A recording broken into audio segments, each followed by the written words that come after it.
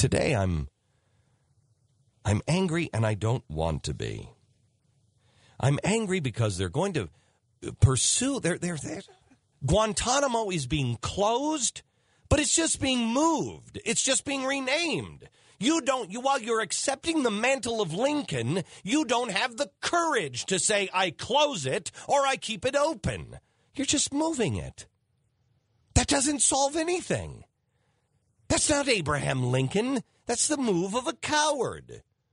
Have the courage of your convictions. And if you were wrong and you want to continue his policy, then have the honor and the decency to say, I was wrong. I have misstated, or I misunderstood the reasons or the purpose or the strength of George Bush's argument. You have a responsibility to correct history.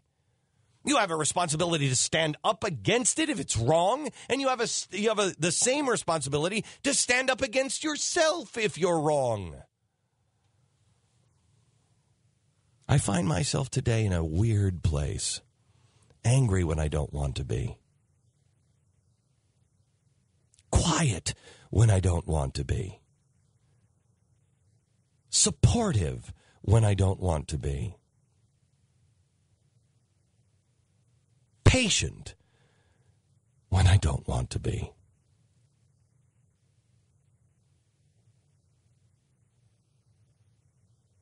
Sad.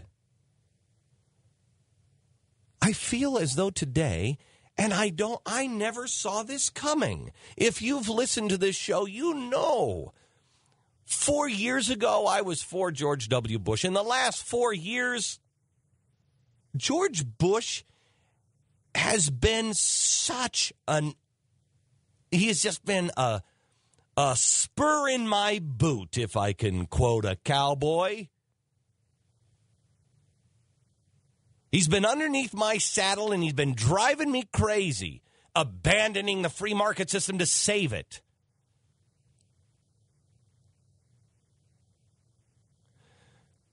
But today I've looked at him more as a man. And see, the tables are going to be turned on Obama. If they don't make him into the monument, and I believe this is why they're making him into the monument,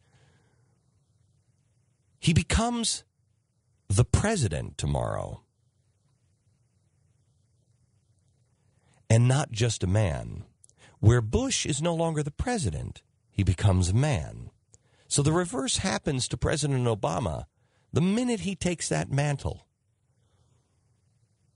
And that mantle is lifted from President Bush. And people begin to see President Bush as a man. And I wondered to myself, a man who has spent the last 7 years really just worried about your safety, my safety, has made the commitment to be the most hated guy in the next 50 years. He's told me that himself. I am prepared to be the most hated man and be maligned for the next 50 years, long after I'm dead, because I believe this is the right thing to do. For a man who I truly believe, say what you want about George Bush, and I have said many of those things, the one thing I can never doubt him on is that he cared about our safety. He really did everything he could to keep us safe. He lost sleep because of it. And my first thought when I thought about him today was, he can finally rest well because that burden is on someone else's shoulders.